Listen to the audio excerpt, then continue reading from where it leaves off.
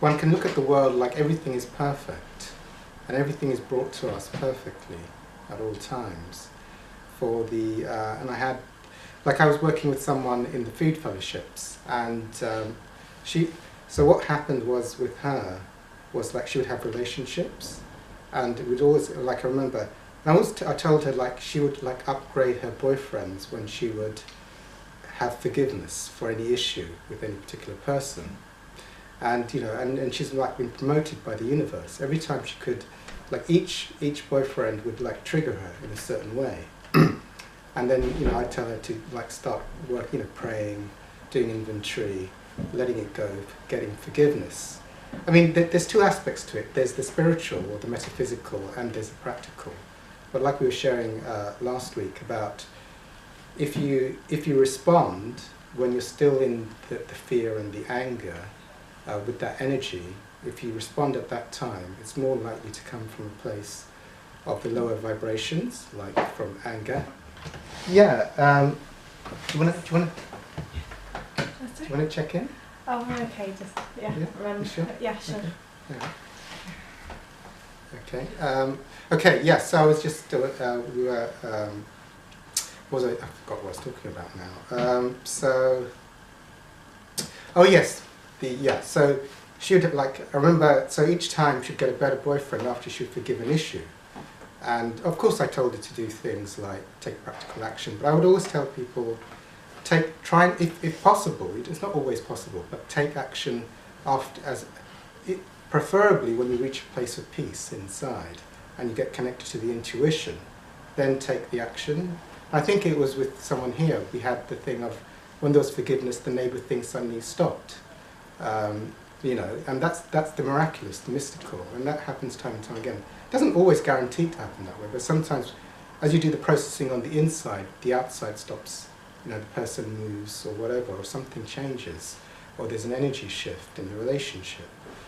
So there is that. So in terms of cancelling, so there's different things I would do. For some reason I'm talking about neighbours today, but there's different. I mean, I work on it on different levels. One would be like if I had a really, really difficult neighbour or a difficult situation with a neighbour, I'd work on it on the lines of course. I generally, for myself, I tend not to, unless it's absolutely essential, not to try and respond to people from a place when I'm feeling very in anger or in fear, and then try and make a communication to anyone or tell them what to do. Unless it's vital, I'll try and just actually process it through forgiveness work and feeling feelings and Course in Miracles and various prayers until I feel like I'm at peace. And often the metaphysical will happen. As you come to peace, suddenly the situation vanishes. Like I shared with this girl, she was actually, this is actually relevant. She was living with someone who she couldn't stand, and she couldn't. It was a cheap place, so she wanted to stay there. But then the person she was living with, she couldn't really stand. So it's appropriate. So I told her to forgive. Like the Course in Miracles, we have lots of different exercises on forgiveness, which go through there. And and she said on the day she felt like she'd cleared the energy, she got an offer for somewhere else, really, really cheap, even better, to move to. It was the day she cleared the energy out of her. So it was like, and I've always seen that with her. It's like when she clears the energy, it's like the universe promotes you in some way. I mean, for me, either the person would leave, but that's happened in many instances. I had that. I'm writing about it in my book. Where I go to these groups, 12-step groups, and this lady didn't like the way I shared, and she came up to me at the end of the group, says, "I don't really like the way I shared." I mean, I think one of the things was she was irritated that I used the word God a lot in my sharing. She said, "I don't really like the way you share," and my ego was really, I didn't really like her after she said that. And we'd go to the same fellowship, and she was coming at that time every day, and I was going every day, and we'd kind of like look at, and for me it was like I felt hostile to, and we both had these hostile looks towards each other, and it's like I wasn't going to say anything to her, but it was like there was anger. So So I did various things. You know, there's different Course in Miracles lessons, and there's praying to forgive her from the 12 steps, to have patience, tolerance, kindness, and love. And I sat with the feelings, and I shared. You know, I have someone who's kind of like my mentor or sponsor about her, and then one day I felt like, you know, I woke up one morning and the energy was gone. It's like, even if I have to see her again, it's like I've forgiven her. There's no like bitterness or anger there. And this is true, so I wrote it in my book. And I went there, it was like, I felt the energy had been removed of resentment, or anger against her, or grievance, as the Course in Miracles would say. And I came to the group, and she actually came up to me on that day. She came up to me, and we weren't speaking to each other, and she came up to me on that day, and she said to me, it was kind of, well, this is what she said, Sabbir, you've taught me a really big lesson, and I just wanted to let you know that I'm now leaving the country. And she left. She left the country. It wasn't that far away to another, you know, but to another country. And she did pop back, and we sometimes hug when she comes back, because we both have to do a lot of spiritual work on each other. So, but that's the thing of. I mean, it's not. Sometimes you have to take practical action. But we had someone here. You know, I think as soon as there was forgiveness, the issue was resolved. So that's on one level. On the other level, so there's different Course in Miracles lessons. Praying for a miracle to see the situation differently, or to pray for a miracle to see peace in the situation rather than whatever the problem is, see peace in the situation. If you've got a visual of them, it's often like to try and see them. I think one of the great things is the Course says that our brothers or sisters are sinless. You know, we need to make the shift from seeing sin in them to seeing sinlessness in them. Or for me, it's like to see stillness or to see peace or light in them. So when you start to try and do that, it starts to break the resentment or the darkness you see in another person. So I find that one also very, very good for releasing resentment. The other one I do, and it's also one of the tools, because I'm sort of finishing up my book's in my head, it's also is the thing of, you see, and this one's of course the Miracles lesson. First you look at the person. Those of you who've done the Course in Miracles will know what I'm talking about. First you look at the person and you see, oh my God, this is the person I really hate. I want to sort of assassinate them, whatever it is. And you see that person, but then for the Course in Miracles lesson, it asks you to look and see something nice about them, any aspect of them. Maybe they have a nice smile. Maybe they did something nice. And from my hypnotherapy background, even if your head says there's nothing nice about them at all, then what I would say then is try and make up something that might be nice about them. Like maybe they reared kids or something, or did some nice act. So once you do that, then see some gleam of light about them, and then what you do is you see that light in them and you transfer it to another person who you really have a lot of love for. Like it could be anything, it could be Christ, your mother, whatever. And then you see that light intensify, and then you bring that light into yourself, and then you keep doing that as a loop. And I've done that, and it does work. You see. So let's say I've got a neighbour from hell. I haven't got a neighbour from hell. Anyway, this is on YouTube, so I have lovely neighbours. I have lovely neighbours. But anyway, if I did have a neighbour from hell, then it would be like, well, like my neighbour has, she has a lovely smile. So see that smile. I won't see what my resentment is. And then I'll see her like brightening up with light. And then I see that light, and then I put it into, for example, I might put it into Christ. And then see the light really intensify and bring the light into myself. And I'll keep doing that as a loop. Very, very soon what you'll find is that you have to do the process over and over again in your head. And then when you have the look, when you sort of try and visualize her, you'll see that you'll start to see light eventually, or it'll start to, the resentment will start to dissipate, and stuff will happen. So there's that.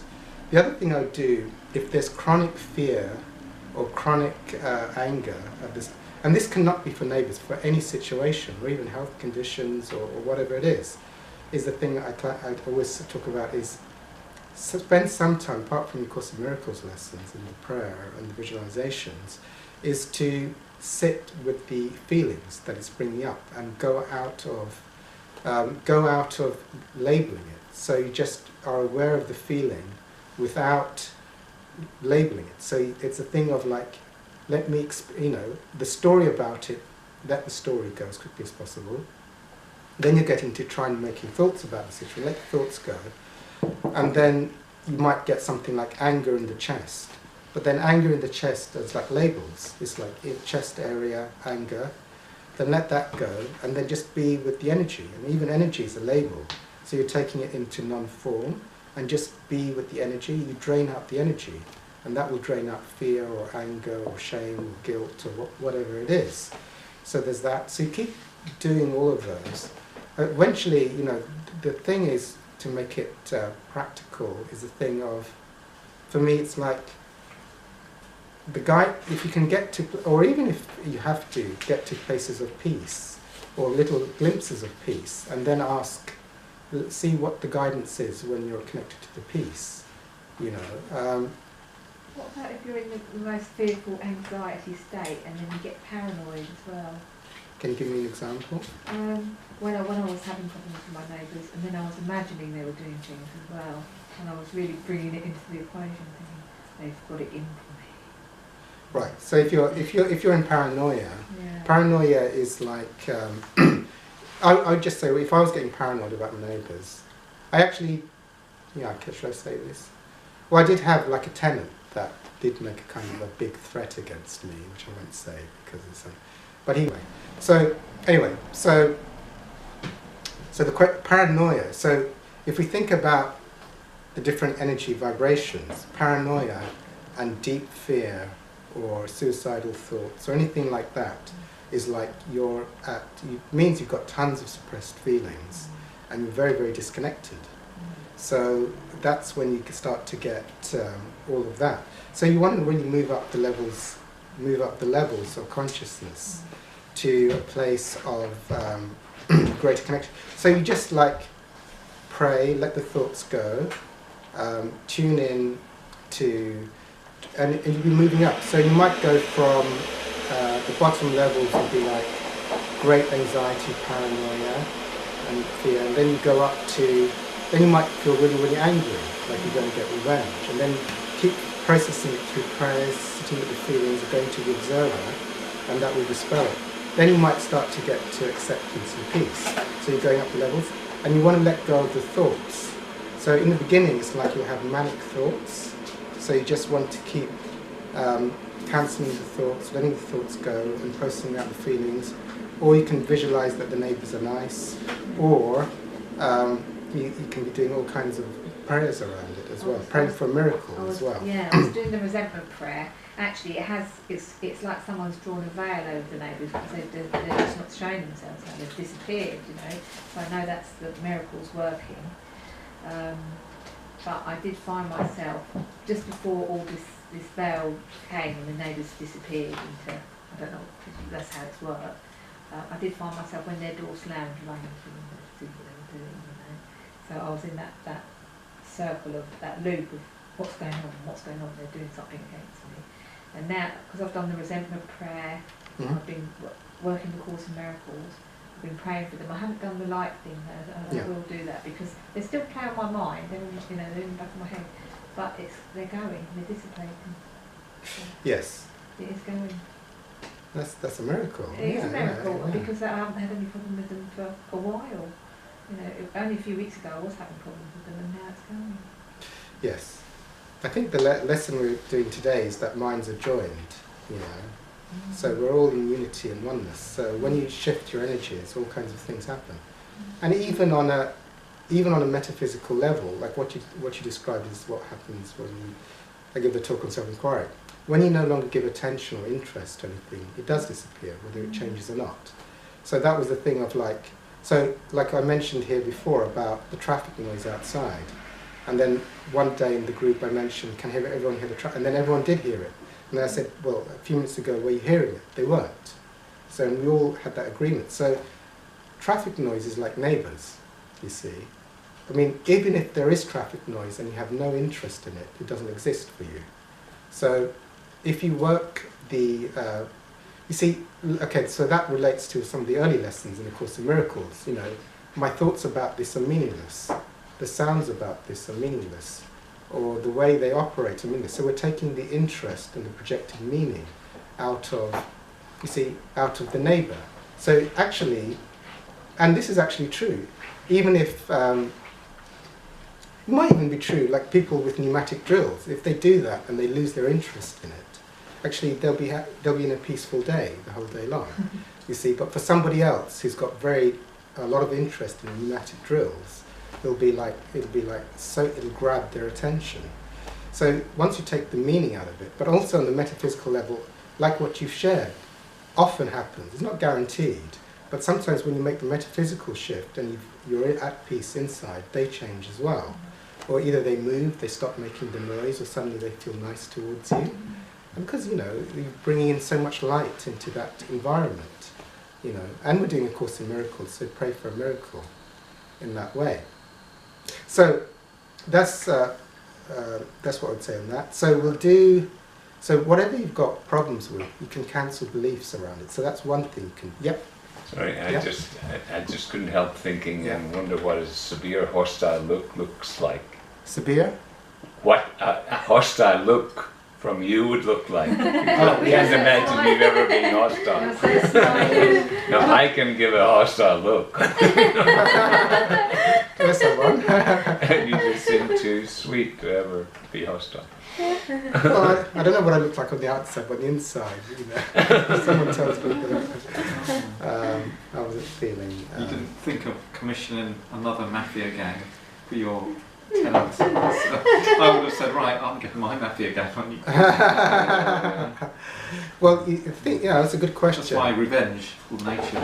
Okay, that's a great question. So getting revenge on people, for me, it's like there's the energy of revenge.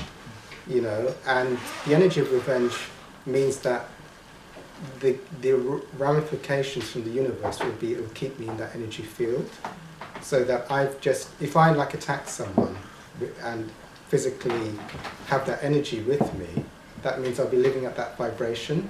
So probably at some point there'll be a ramification from someone else will just be in a hostile way, be attacking me because I'm giving that out, so I'll get that back. So actually for me it's like, I think that's what Christ said, you know, if you live by the sword, you die by the sword. Mm-hmm. And what he meant is the energy of like, so on a spiritual level, we were talking about atonement some weeks back. So if we're all one, but this is on, I'm not talking practical, I'm talking metaphysical.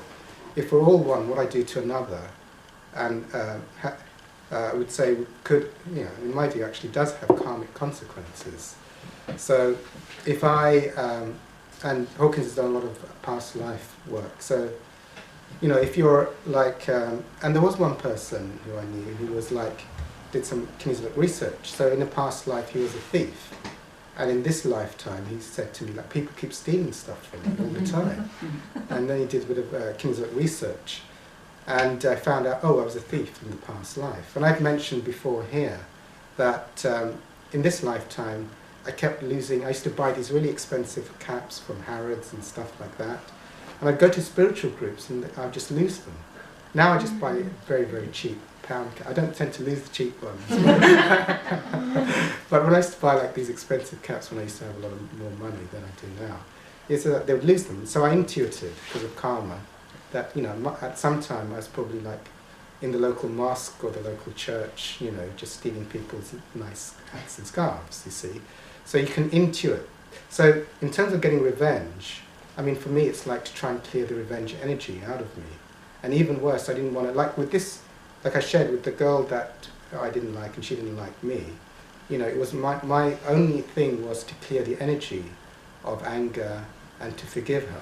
And I knew, and actually it did, it was a miracle, it totally shifted.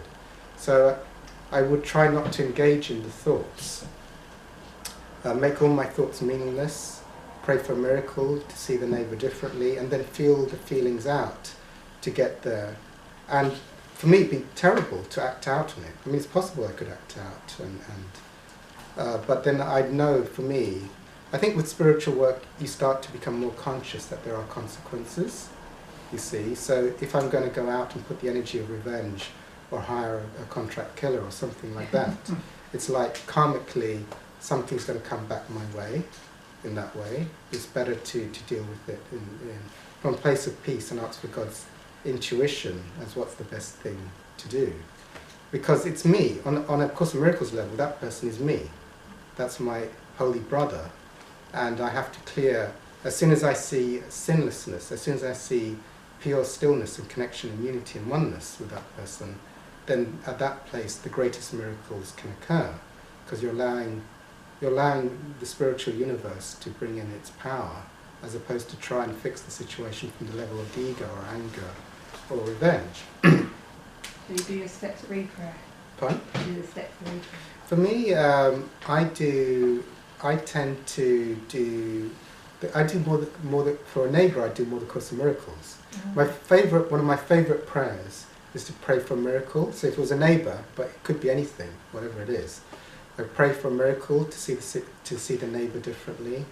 Then my other nice prayer, I pray to see peace in my neighbour, not what I currently see. Then I might do the visualization. Then I'll sit with the feelings. Then also for the self-inquiry, I'll ask, okay, I'm feeling angry at the neighbour. What's observing this? You see, can there be an I? You see, for an I to exist, it must mean there's interest in an identification of a thought that thinks it's an I, that has a problem with something else. So the Course, the Course sort of says we're all already in the land of illusions, that there's a me and there's a you see. So if as soon as I'm attached to thinking, then the I exists, and the I then can make a story that it's angry at another I. So you then ask, so I realised I'm in the loop of thinking. So what observes all thoughts? For me, then what's observing this whole story? And is that which is observing the whole story, does that actually want to get revenge on the neighbour?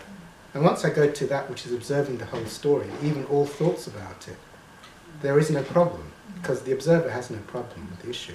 In fact, the I disappears in the observer.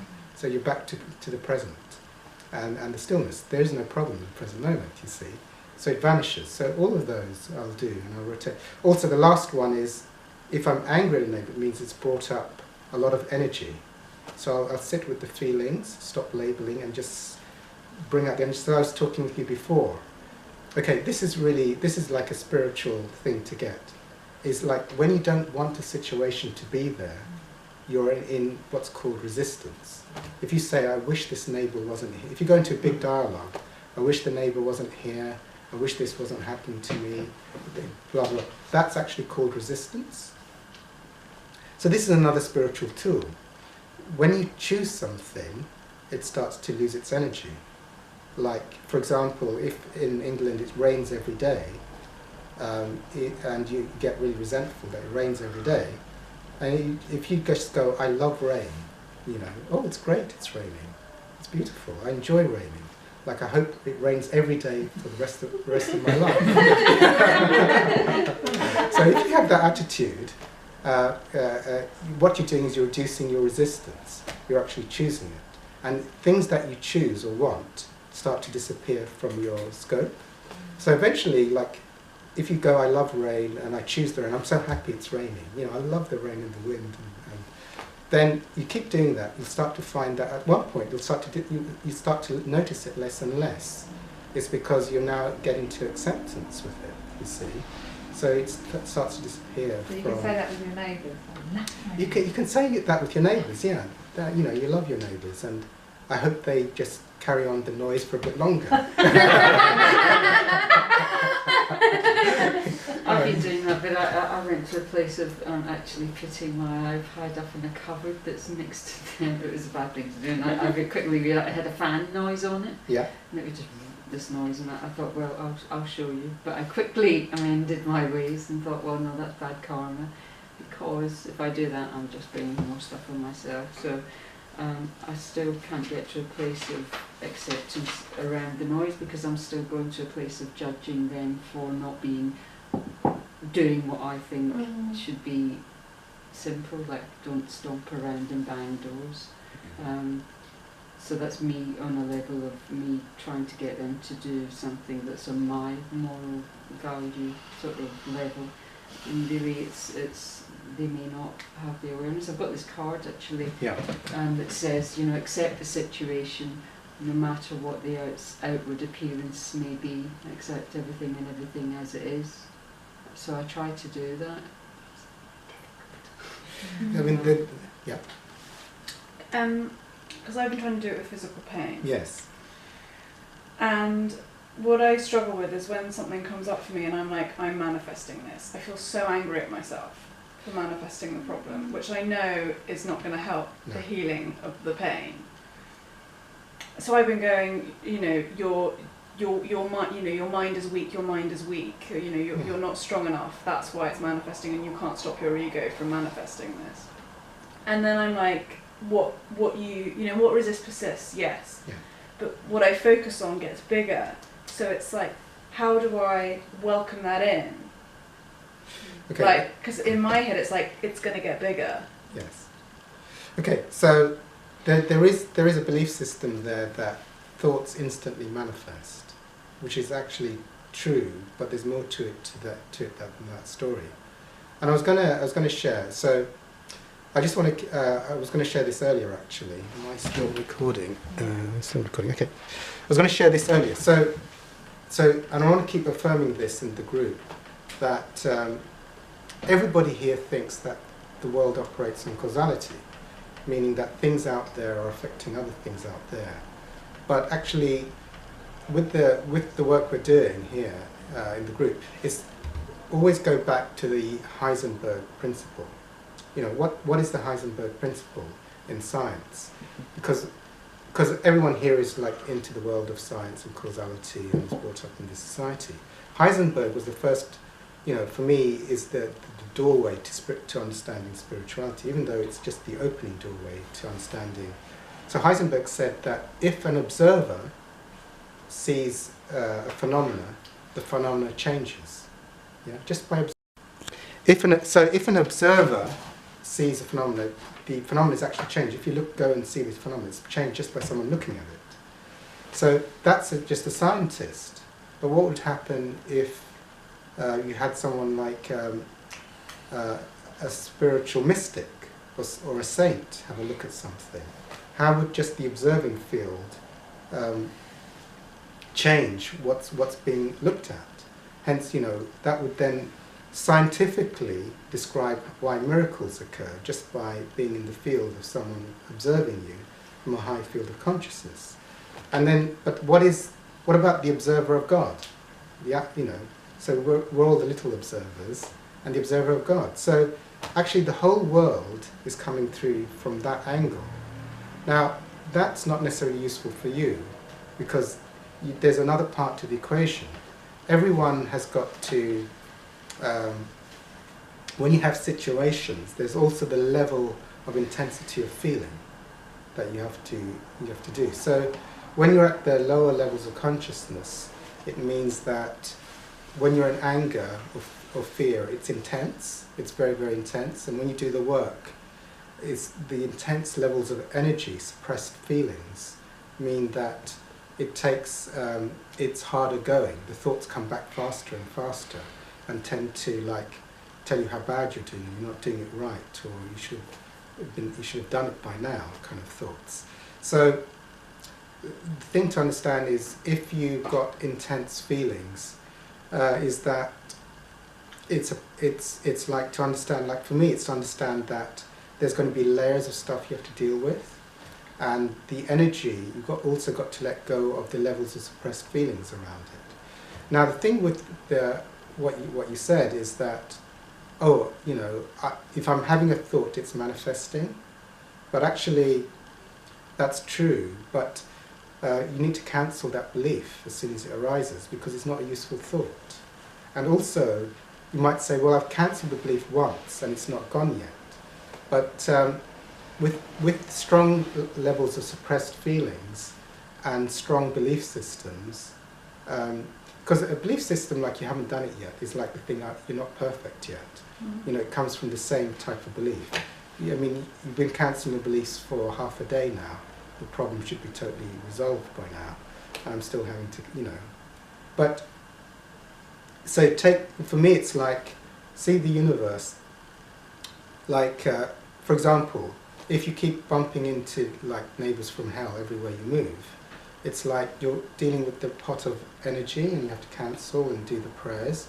And then, like I said, with people, I've seen them, you know, you get, sometimes if it's a lot of energy, you sort of get promoted by the universe, so the next neighbour is a little bit better, but you still have to process out that thing. So it's what's called, I call stacks of energy. Like normal stacks would be like in relationships, where you have every time you end a relationship, you have the feeling of abandonment. And it's like a stack of energy. But if you feel and process it all out, eventually, whether they come or go, it doesn't really matter, because you've taken out all the energy, the feeling energy, and you've taken out the meaning of it. So it has no effect, you see. You stay connected to the present moment all the time. There's no hooks and there's no reservoir of suppressed feelings with it. So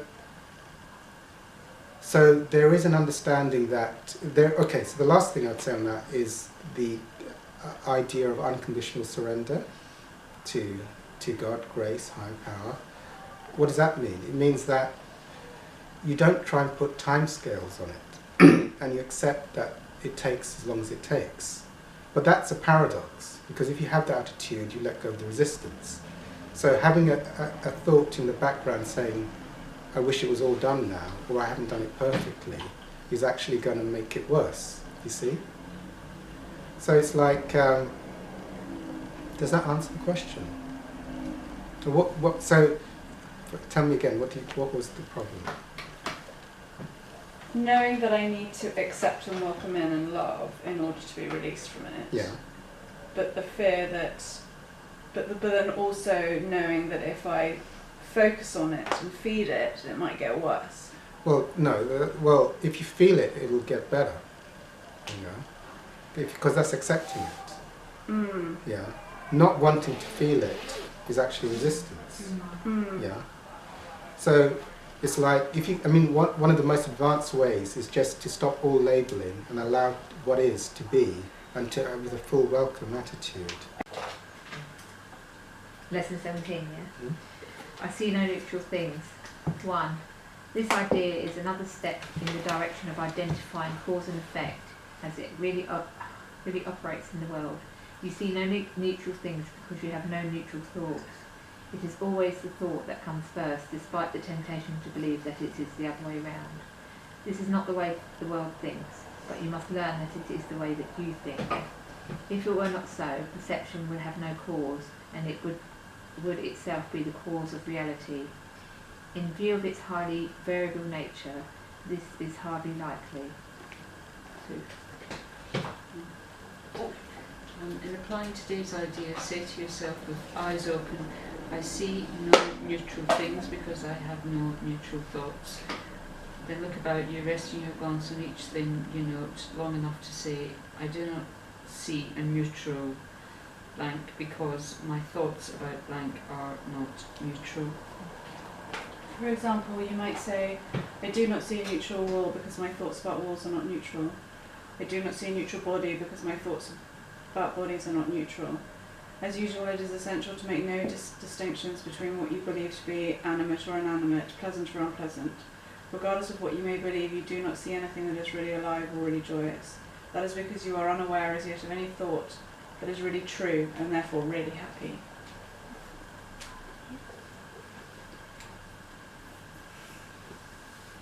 Three or 4 specific practice periods are recommended, and no less than 3 are required for maximum benefit, even if you experience resistance.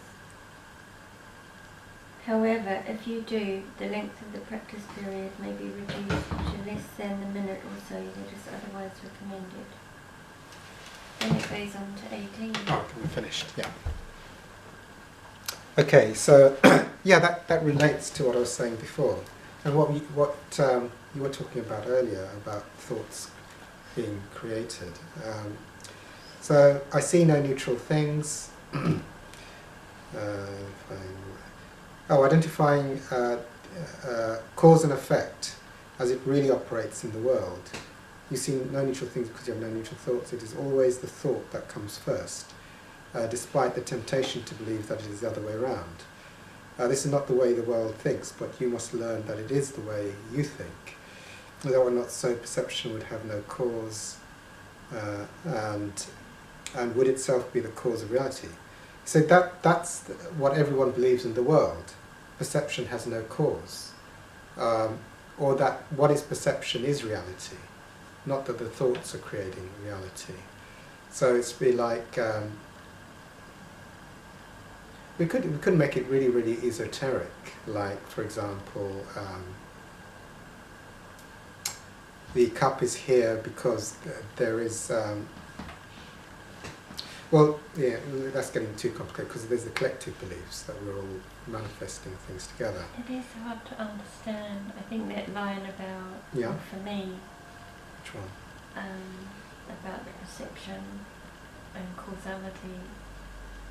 Like what it's saying is that we're creating our own world, isn't it? Yes. Yeah, Rather than we're in the world and it's just there and we don't have any power over it.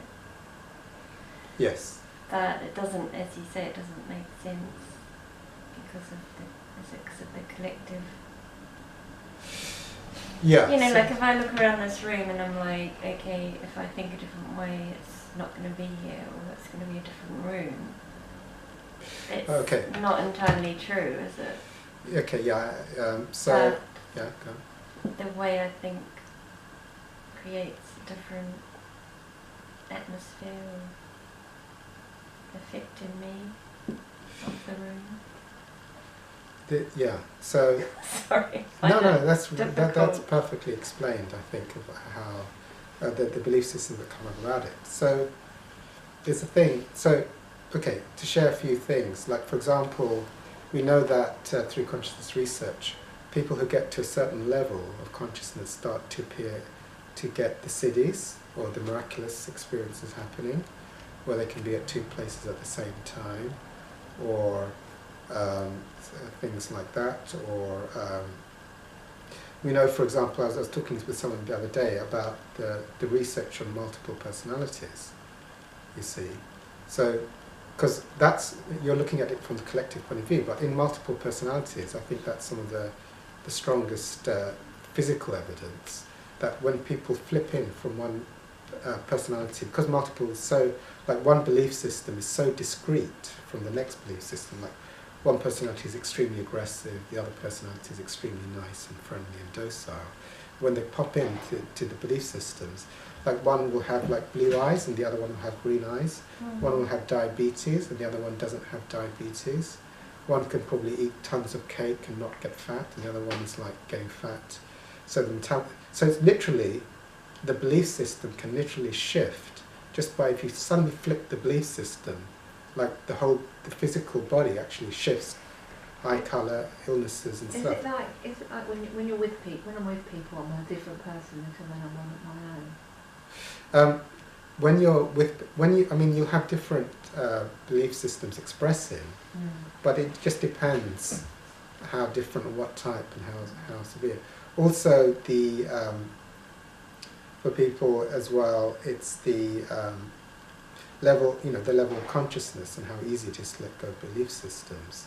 Also, there are phenomena such as multiple personalities, which if you haven't got it, you can't really do it, because that's like when it's like the whole software. It's like if every person has got like 10,000 belief systems, like just doing work now, just to flip you down to like 10,000 different ones, it's going to be it's a lot of work.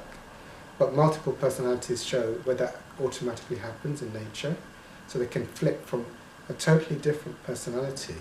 Like one might believe that they've got blue eyes, the next one might believe they've got green eyes. One believes they've got diabetes.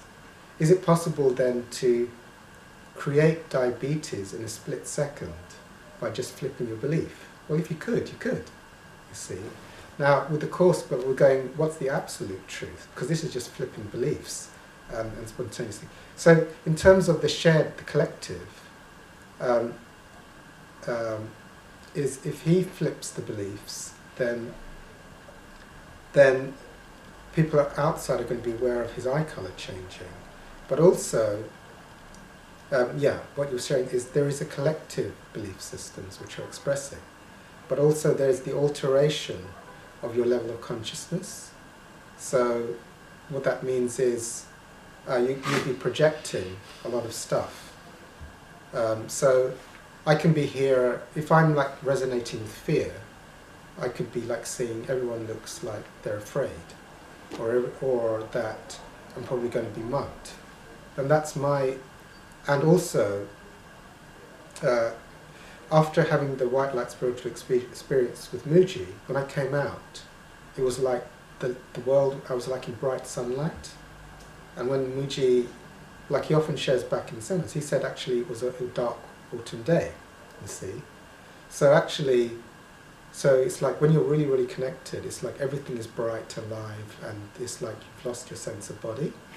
And there's just bliss and presence. And then for someone else who's really strongly in the ego, it's like it's a dark, dim day.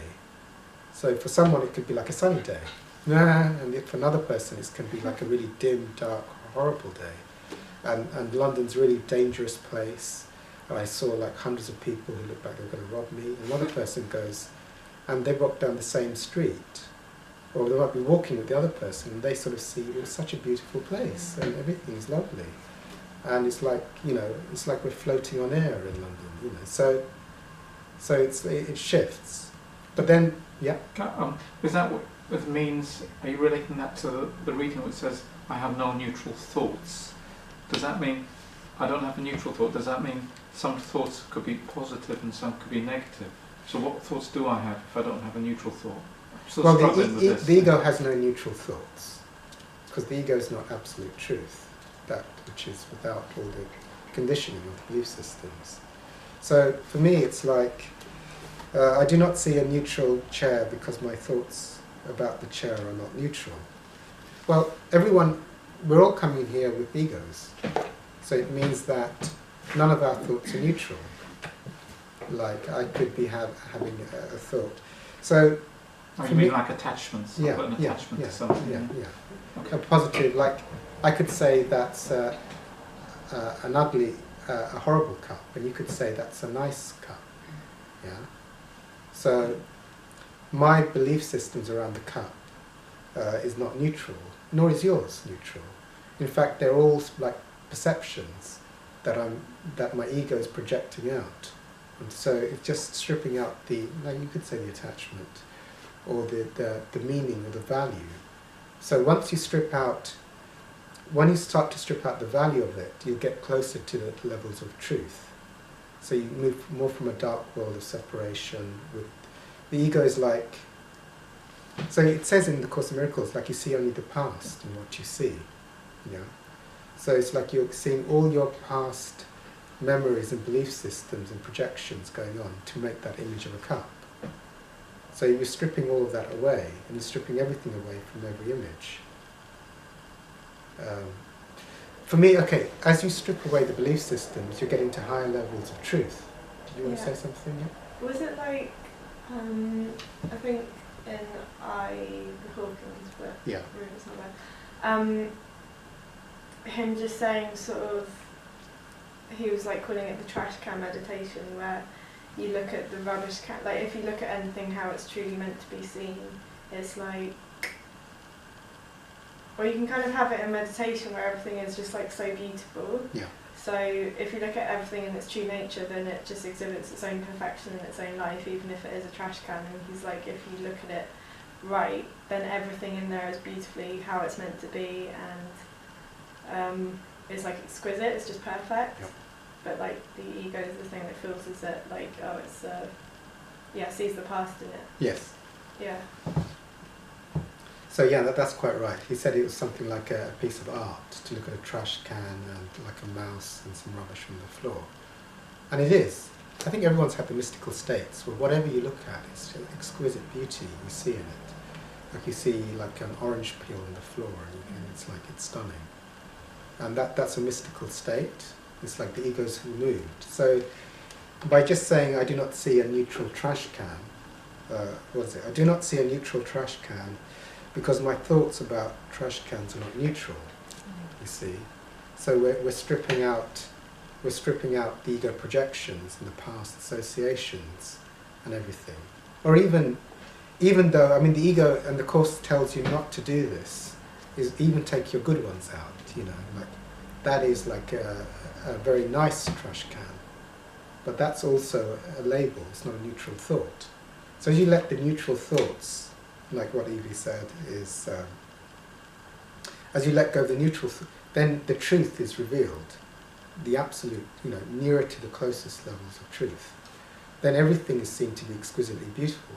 So if you're seeing everything as being exquisitely beautiful throughout the day, that means you've taken out all your positionalities, all the judgments, the good and the bad judgments. But for everyone who's got an ego, their thoughts about things are, you know, it's like a labeling. It's like, that's a nice table, that's not a nice cup of water, that's a thing. So all of that is like, you know, you're not seeing the exquisite beauty in the present moment. Actually what's happening is you're filtering. Even if it's not conscious, you're unconsciously filtering. So, ask, are you differentiating between a good judgment or a positive attachment to something beautiful? You're saying it's yeah. Well, beautiful is a label. Beautiful is a label. So even if I was to say that that cup is beautiful in the present moment, and make that label either consciously or unconsciously, it's going to block me off from some level of higher level of spiritual experiencing of just pure presence without labeling. I have had moments of that where I've looked at something and gone, it's too awesome for words. You know, when you've just looked at something and you're right there. You know. That's it, in the present moment. Yeah, there's no labeling, very no good, bad. I want it all the time. That's why you have to say, I'm not seeing neutral. You have to see, I do not see a neutral. What was it you saw? It was a tiny little chili plant, and it was just coming out. That's how it's like when you see the present Yeah, moment. It's like, stunningly beautiful. Yeah, and I couldn't believe it. I thought, no wonder people paint these things, because it's awesome. And I was standing there for about 5 minutes, you know, really like hypnotised by it. Yes. Absolutely in the moment. That's the bliss. So no labelling going on. No, nothing. No judgment, this No. is good or bad. I couldn't believe it, and I just thought, So is that when the ego is being removed? Yes. You've got to see the ego is like a huge filter. It's like, I'm writing my book, it's like, if you've got a big ego, it's like having very dark sunglasses on. You see a murky world full of all kinds of danger and gloom and horror and stuff. Do we come into this life with the ego, or is it something that is kind of we manufacture to deal with life? Because our blissful state, as we grow up, is kind of chipped away by life events. So do we come in with Ego? Yeah, everyone who comes in here comes in with ego. From consciousness research, everyone has a level of consciousness that they're coming in with. So if you sort of see the world as being perfect and every situation you're born into providing the perfect circumstances needed for growth with what is your spiritual inheritance or what is your belief systems essentially. So you can use the word belief systems or karma or unconscious as interchangeable. You could see this as like a school. It's like if the soul or the spirit with its level of belief systems requires opportunities to learn and to let go of stuff, of limitation and belief systems which no longer serve, then it would be like, and if you use kinesiology to calibrate, you'd see people coming at different levels. So some people are coming in at very low levels, so they essentially have the consciousness of an axe murderer, you know, and they're born into certain circumstances, you know. I mean, karma is a thing of, you can intuit all the bad stuff in your life, you can intuit what happened to create that bad stuff from the past. Why the soul was born with certain belief systems, with certain parents. Like if one has very, very controlling parents who tell you off all the time. So it's like, that's part of my makeup. So now I get a chance to have that reflect back to me as a very controlling parent. And I release the belief system. So I need a controlling parent. If I was a controlling parent before, I need to be born with a controlling parent, you see, because then if I do like the Course in Miracles and try and forgive my parent for all the different types of ways they're trying to control me, then, and because I was that before, because I had those belief systems, automatically I'm deleting my belief systems from my ego.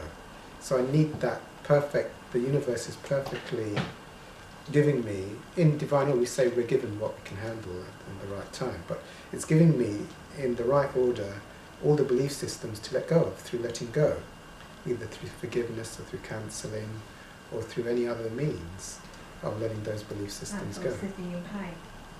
Fun? And from sitting in pain. Sitting in pain, yeah, you know, it's like, you know, pain is like, have I ever caused pain to others? You know, so sometimes these things can then be like, they can manifest.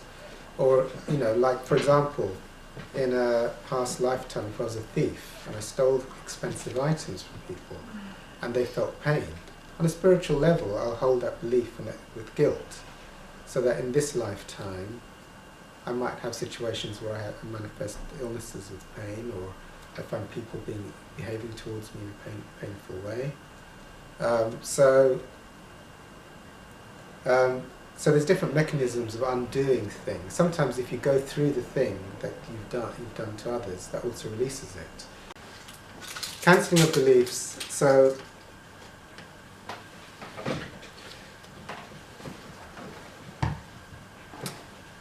why do I cancel my beliefs? Well, Hawkins said, I mean, that was one of the main essences. Hawkins, when I had my spiritual experience with Hawkins, and then he said on his material that he'd started up an attitudinal healing centre where people with cancer, AIDS, myasthenia gravis, all these like illnesses, by just doing the Course in Miracles as a group together, they, you know, all these illnesses were leaving. It was like, I knew I had to do it. And one of the fundamental lessons from A Course in Miracles is lesson 14. So God did not create cancer, so it's not real. God did not create AIDS, so it's not real. God did not create horrible neighbours, so they're not real. God did not create war. You know, God did not create the mafia, so it's not real. So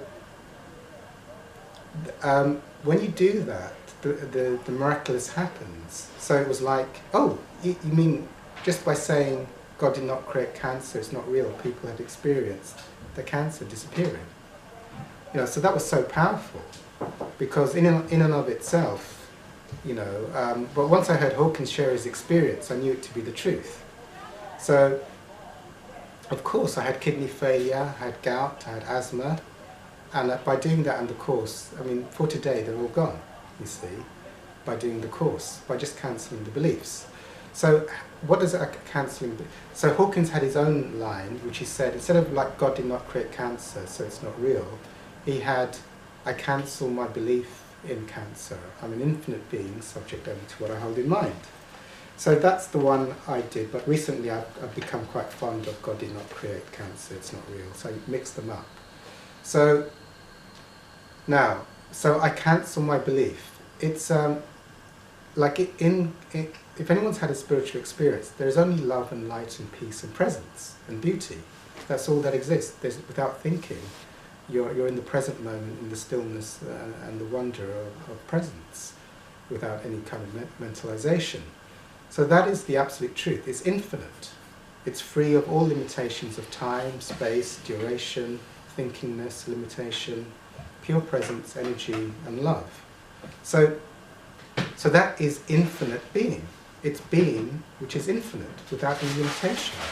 As soon as there is identification with I and thinkingness, you're into the realm of limitation, and the ego has all of these unconscious mechanisms of tracking time, space,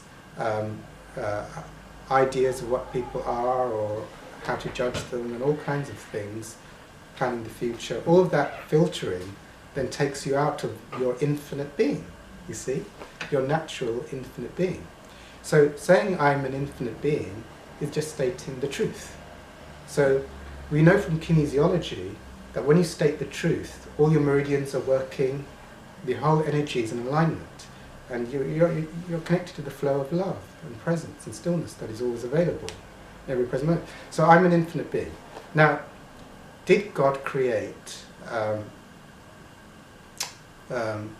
did God create angry neighbours? Did God create gout or asthma or dialysis or kidney failure? So God didn't create that. In the infinite being, those things don't exist. They come from thoughts that come from the ego, that create the world of duality or limitation. This doesn't make sense. So I cancel my belief in cancer, or I cancel my belief in horrible neighbours. I'm an infinite being subject only to what I hold in mind. So in the state of, and also at the levels of total non-duality, where there's only peace and love and light, beyond all imagining, you know, that this realm has to come from more levels of limitation. So that's the theory, but then it also works mystically. It does actually work. If you cancel beliefs, things start to... Now, okay, I'll put in the proviso today. When you cancel something, why isn't it gone in 1 second? Like, okay, I have a... Maybe like you have like huge foot pain or something. Like you just say, maybe you've got like foot pain and you just go, oh okay, then I just say I cancel my belief in foot pain, it should be gone now. Well, there's two parameters, the level of suppressed feelings and the strength of the belief in it. Mm-hmm. So that's what I call your karmic backlog. So for some things, if you just feel the feelings, you can quickly feel them out and get to peace. And if you keep cancelling it, it's a weak belief, you'll find that the situation will shift very rapidly. Can you do it with cramp? Oh, cramp. Oh, I love talking about cramp. Thank you for reminding. So this is the thing. Okay, I'll share about the cramp. So if you catch something, I think we've talked about this before, if you catch something, yeah, you've experienced it, I think.